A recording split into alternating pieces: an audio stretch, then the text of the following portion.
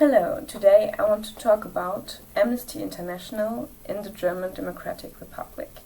And I'd like to start off with the most pivotal point, being that the German Democratic Republic did officially not have any political prisoners or prisoners of conscience, as in the definition of Amnesty International.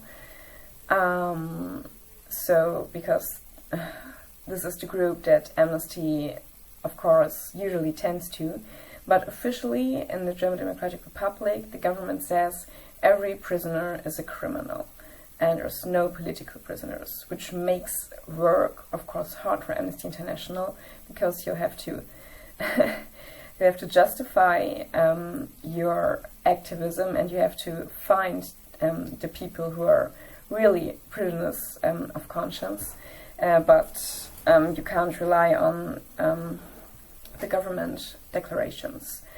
Furthermore, talking about the United Nations organization, it was not possible to put the German Democratic Republic or its administration on trial for infringement of the human rights, because they didn't sign the specific contracts. They did, however, agree to orally give a report about the human rights situation in their country, but what is that worth? So the third point, no visits are possible in the German Democratic Republic, so no member of Amnesty was actually allowed to cross the border, and therefore they couldn't talk to lawyers, they couldn't observe any trials, and they couldn't talk to the prisoners themselves. And a last thing is the population of East Germany at that time, because it was very split in terms of their opinion or views about Amnesty International. So the one half believed the government propaganda, which told them that Amnesty was CIA founded or founded by Western governments, and that it was a tool for them to destroy the socialist republics of the East. So they saw it as a clear enemy figure. And the other half, however, thought that Amnesty was an organization which would help them to emigrate, so to leave the GDR, and sort of thought that it was some kind of commercial organization, and that they could just issue a request, and then Amnesty would help them to emigrate, which is of course not the case. This is not the work of Amnesty International. This is not defending human rights, and so it was very difficult for Amnesty to get a grip in the society of the German Democratic Republic and to be able to help in the first place. And what did they do? So they mainly concentrated on letters. So writing letters, a thing that Amnesty still does today. Writing letters to prisons, to the administration, or to trying to write them to prisoners themselves. There were a few groups which specialized on the GDR. The biggest group was in Sweden, in fact, founded by an Austrian immigrant called Kurt Blum, but there are also big groups in France, Great Britain, or the Netherlands. Amnesty did manage to achieve some success or some positive things. The letters, while they did not reach the prisoners themselves, it was simply not possible. The administration or the prisons would just throw them away, and they wouldn't tell prisoners about it. But in some cases, they managed to reach their relatives and to help them or support them. And they also helped with their pressure through writing to officials or administrations. They helped, for example, to investigate a suicide case which took place in a prison in 1983. So they were in contact with the relatives, they supported them, and they also managed that the government investigated on that case.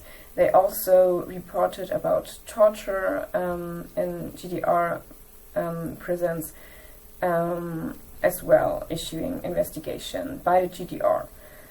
And the biggest action probably was in Canada, where a group of Amnesty International released dozens of balloons up in the air as a message of hope for the prisoner Gerd Scheithauer. And this incident was even reported on national TV. Furthermore, a very prominent case, the case of Robert Havemann, a government critic who was placed under house arrest.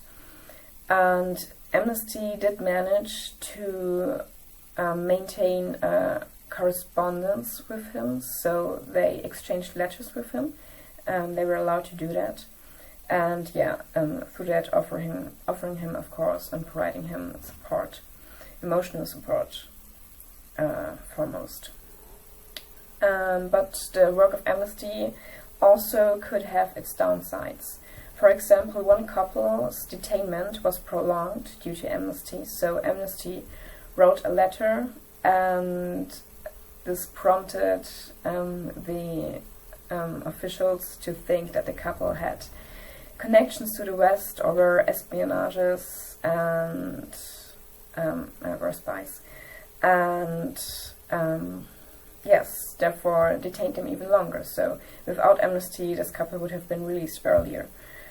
And also a very contentious issue was the order to shoot at the German border, because Amnesty International did not object to that in particular, because it wasn't extra legal execution. Meaning that if you were caught at the border and you were not yet shot or not yet killed, then you weren't executed by the government. So this was something that didn't fall under Amnesty's, under the things Amnesty would condemn, but a lot of members of Amnesty and a lot of outstanders condemned this behavior of Amnesty in that matter. And considering German history, there are some interesting cases which caused problems. For example, former members of the Nazi Party detained as political prisoners in the GDR. And there was a case of Heinrich M., who was a member of the Nazi Party, but also political prisoner, and Amnesty tended to him, but this came in with heavy criticism, even from within the organization of Amnesty International. But the founder, a lawyer called Benenson, stated that a political prisoner is a political prisoner and to be tended to if he wasn't detained because of violence or violent crimes. And he stated to that case, and I quote, "We would, of course, protect people of extreme right-wing views just as much as those of extreme left-wing views, always provided that they came within our definition of prisoners of conscience." But, of course, many people, especially former victims of the Nazi regime, were not happy with this decision by Amnesty. Now, of course, Amnesty did not have a group or any groups or any representation within the German Democratic Republic. There was, however, one student in Eastern Germany who tried to found a group in 1986, but this attempt was nipped in the bud by the government. So the first group of Amnesty International was founded on March 30th in 1990. And now, after 30 years straight, there's still some problems with the work of Amnesty, because some parts of the population still hold on to their old views, so they still see Amnesty as a Western organization and financed by the USA or something like that, and it's difficult to overcome these stereotypes. But Amnesty is now very good represented, and it's probably still time to work on the problems we had in the GDR and to investigate on how we could have made the work there better, or if there was a way we could have made it better.